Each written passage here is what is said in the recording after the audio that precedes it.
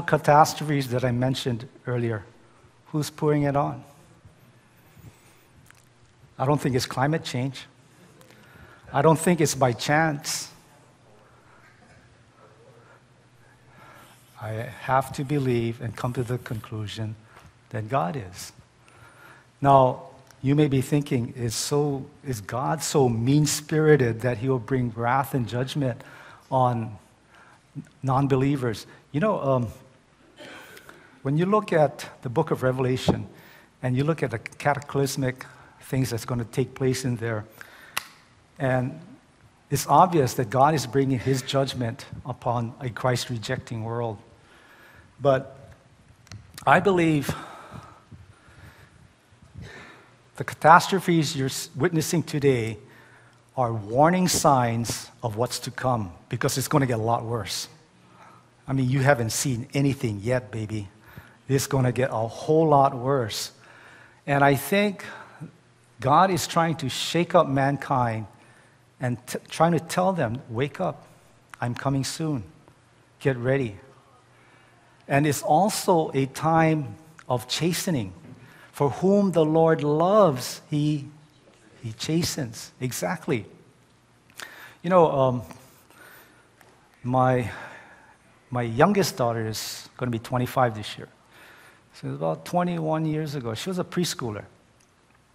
And my youngest one is real kolohe. She's really rascal, I tell you. And I had to always discipline her.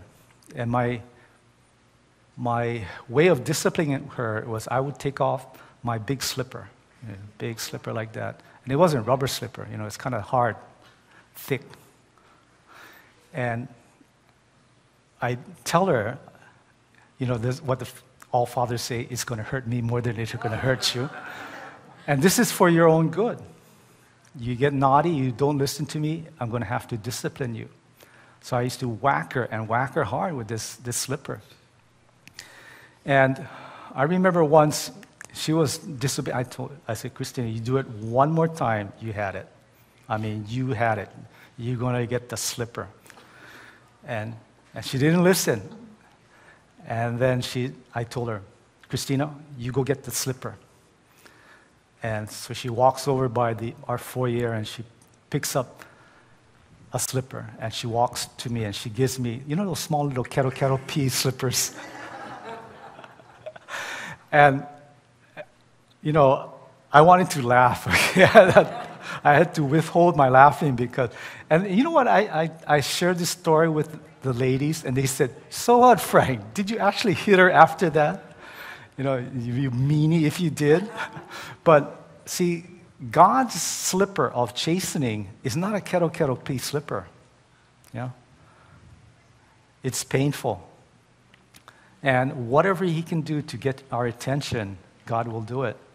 And I think the natural disasters is the physical sign that gets most people's attention. I mentioned about all the other signs of the immorality, the sociological problems. A lot of people, they just let it fly right over their heads. Geopolitical signs, they just let it fly over their heads. What's happening in the Middle East doesn't bother me. If they can have a nuclear war, it doesn't bother me. It doesn't affect me. But cause a major earthquake off the coast of Kona and turn off our electricity and our power grid for the entire state for how many days was it? We're out of electricity. It was just a major shaking off of Kona, and this Kona is, 200 miles away.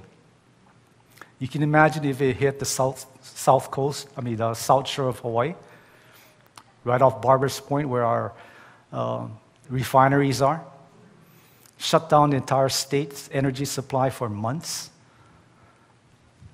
What does God have to do to get our attention?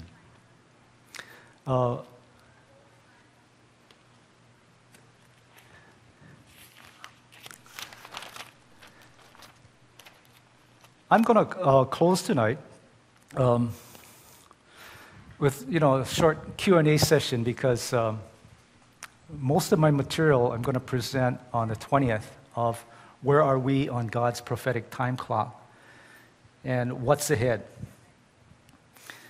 So, does anybody have any questions? You can open up for questions. I know this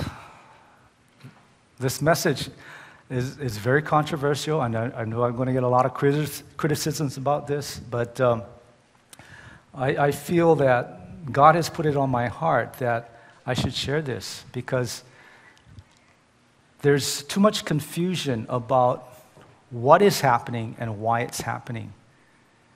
I mean, you cannot deny the fact that something unusual is happening in the world today. With all of the catastrophes, these disasters, you know, it's like God, what does he have to do? Paint a huge banner across the sky? Would we believe it then? He needs to shake us where it hurts. And next week, not next week, the week after, the 20th, I'll be sharing about this financial collapse that happened in 2008 and 2009, where a lot of the Bible prophecy writers had actually predicted this, and this coming cashless society. So I'll get into this whole Revelation 13 on the 20th. But if there's no questions, I'm going to end tonight a little early. Any questions? Yes? Do you think that these signs of the times are supporting apostasy or will bring out a revival? Good question. Do these signs of the times will bring about more apostasy or a revival? I know a lot of pastors have been saying there'll be a revival, or they call it a great awakening, that they expect many more to come to Christ. But in the scriptures it says there will be a falling away, and some shall depart from the faith, giving heed to seducing spirits and doctrines of devils. And this is what we've been seeing lately. I read a report from the Southern Baptist Convention that said that young Christians aged 18 to 26 or 28, 88% of them are falling away from Christ. They're backsliding. 88%. I thought, wow, that sounds way too high. But when I look at a lot of my daughter's friends that used to go to church with my daughters, you know, the majority of them, they don't go to church anymore. In fact, several of them moved in with their boyfriends. They're living with their boyfriends. And you know, this is a sad thing in the church today. Very, very sad thing. And it's not addressed as it should be, is the fornication. Too many Christians are shacking up with each other. And they think this is the 21st century, and there's no problem with that. This is one of the major sins that is listed in Romans 1 and the Galatians, 1 Corinthians 6. Do not be deceived. God is not mocked. For whatsoever man sows, that shall he reap. And, you know, it really grieves me that, especially, I'm including myself in this, American Christians take a very low view of sin. As I believe it was Chuck Smith and Don Stewart, they were sharing it on pastor's perspective, as well as another pastor. It says that they said that sin is not taken serious enough. And when we see judgment and when we see God's wrath being poured out, they say, but God is merciful and gracious. He will not bring this kind of judgment to this nation.